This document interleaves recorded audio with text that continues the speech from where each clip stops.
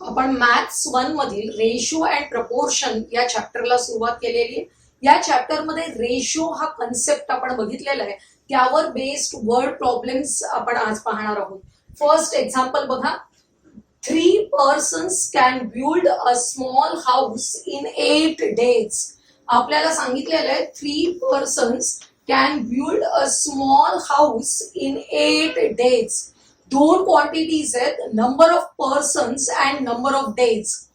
To build the same house in 6 days, how many persons are required. तेच घर 6 दिवसात बांधून कंप्लीट होण्यासाठी नंबर ऑफ पर्सन्स किती लागतील। आता इथे मी एक चार्ट तयार केलाय बघा, number of persons and number of days. तुम्ही लक्षात घ्या, कोणतंही एक ठराविक काम आहे ते करण्यासाठी माझ्याकडे जेवढे नंबर ऑफ पर्सन्स आहेत, इथे आहेत 3 नंबर ऑफ पर्सन्स, तेव्हा 8 days लागतात। आता मला तेच काम 6 दिवसात कंप्लीट करून हवंय, नंबर ऑफ डेज कमी झाले। मला जर 6 दिवसात काम कंप्लीट करायचं असेल तर माझे नंबर ऑफ पर्सन्स आपोआपच जास्त असले पाहिजे।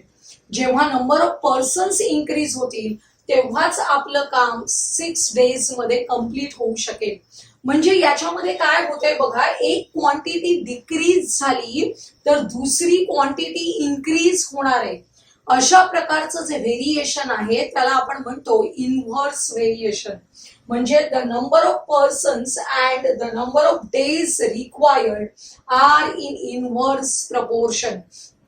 तुम्ही 8वी मध्ये बघितलेलं आहे, इनव्हर्स प्रपोर्शन मध्ये या दोन क्वांटिटीज असतात आणि आपल्याला माहिती आहे जेव्हा दोन क्वांटिटीज मध्ये इनव्हर्स प्रपोर्शनल असतं तेव्हा product of these two quantities is equal to constant. याच्यामध्ये नंबर ऑफ पर्सन्स साठी आपण एक्स घेतलाय, नंबर ऑफ डेज साठी वाय असेल तर product of x into y is equal to constant. आता इथे पहिल्या दोघांचा product 3 into 8 x into y म्हणजे 3 into 8 इज इक्वल टू, इथे नंबर ऑफ पर्सन्स आपण m लक्षात घेऊया, m into 6। आपल्याला m ची व्हॅल्यू काढायची आहे। हे जे 6 आहेत ते अपोजिट साइडला आले की आपण डिवाइडेड बाय करू। आता 3 एक्के 3, 3 दुणे 6, बे एक्के बे, बे चोक 8, म्हणजे m ची व्हॅल्यू काय आली बघा 4। m इज इक्वल टू 4, याचाच अर्थ काय, 4 persons are required to complete the same work in 6 days. Next example, the ratio of the present ages of Abha and her mother is 2:5. Ratio दिलेला आहे आपल्याला 2:5 at the same time of Abha's birth. At the time of Abha's birth, her mother's age was 27.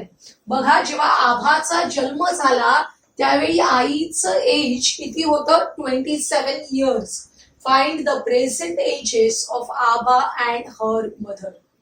एक लक्षात घ्या, आपल्याला जेव्हा जेव्हा दोघांचा रेशो दिलेला असतो तेव्हा ते रेशो म्हणजे काय, reduced form of the two quantities. लक्षात येते, रिड्यूस फॉर्म येतो त्या दोन क्वांटिटीजचा। मग रिड्यूस फॉर्म करण्यासाठी जो कॉमन मल्टिपल आपण कॅन्सल केलेला आहे तो कॉमन मल्टिपल आपल्याला अगोदर फाइंड आउट करायचंय, तो आपण एक्स घ्यायचा। बघा, दिलेला रेशो लिहून घेतलाय, the ratio of the present ages of Abha and her mother is 2:5। हे आपलं गिव्हन स्टेटमेंट आहे।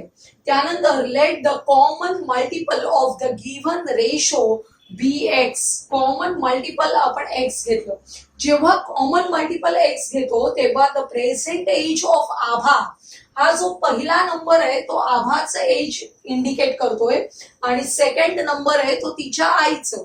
त्यामुळे the present age of Abha is equal to 2 into x.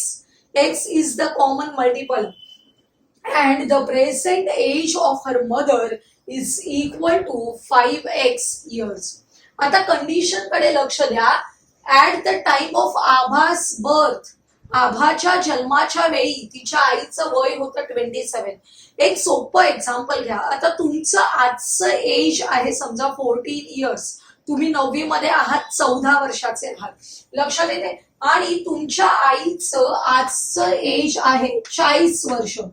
तुमच्या आईचं आजचं एज आहे 40 वर्ष, तर तुमच्या जन्माच्या वेळी आईचं एज काय असेल?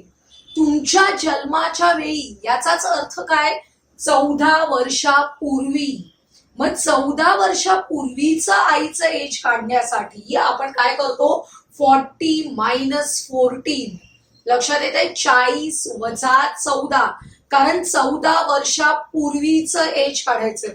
तसंच आपल्याला या एक्झाम्पल मध्ये ऍट द टाइम ऑफ आभास बर्थ याचाच अर्थ बिफोर 2x इयर्स, 2x वर्षापूर्वी. आत्ताच आईचं एज आहे 5x आणि 2x वर्षापूर्वीचं काढायचंय, म्हणजेच मला 5x मायनस 2x करावं लागेल. त्यामुळे 5x minus 2x is equal to 27 आपल्याला दिलेलं आहे. या दोघांचं सबट्रॅक्शन आलं 3x is equal to 27. Therefore x is equal to 27 divided by 3, x is equal to 9. आता हा x म्हणजे काय आहे? आपला कॉमन मल्टिपल आहे. हा जर कॉमन मल्टिपल मिळाला, आता आपण हे एजेस काढायचे. 2x म्हणजे आभाचं एज किती येणार? 2 into 9 which is equal to 18 years. आणि मदर्स एज 5x म्हणजेच 5 into 9, 9 45, 45 इयर्स.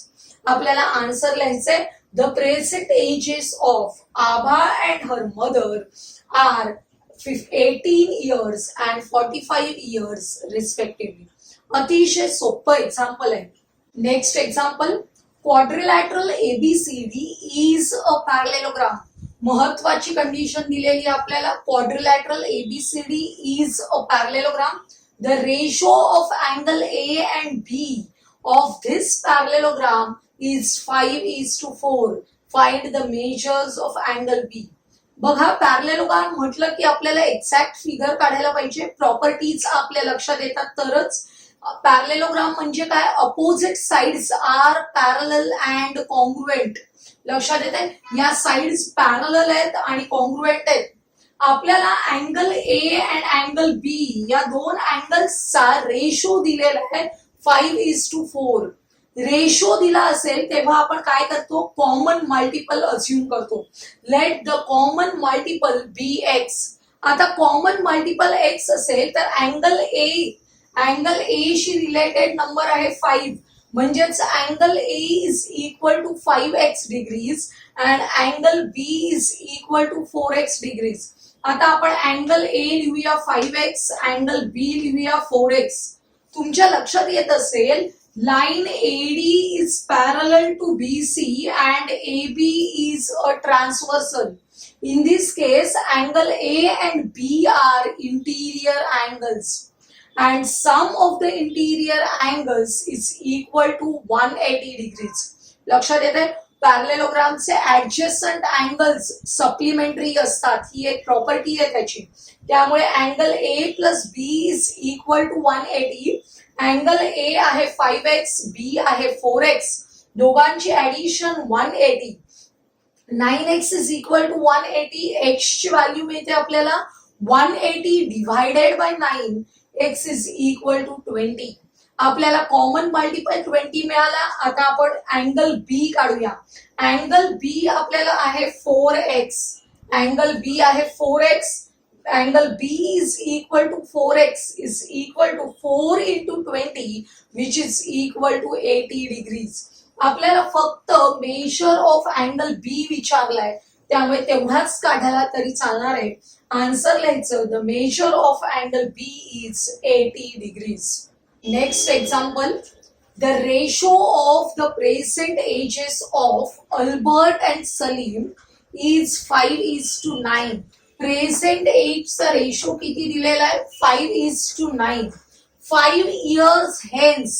5 इयर्स हेन्स याचा अर्थ इथून पुढे 5 वर्षांनी, 5 वर्षांनंतर the ratio of their ages will be 3:5.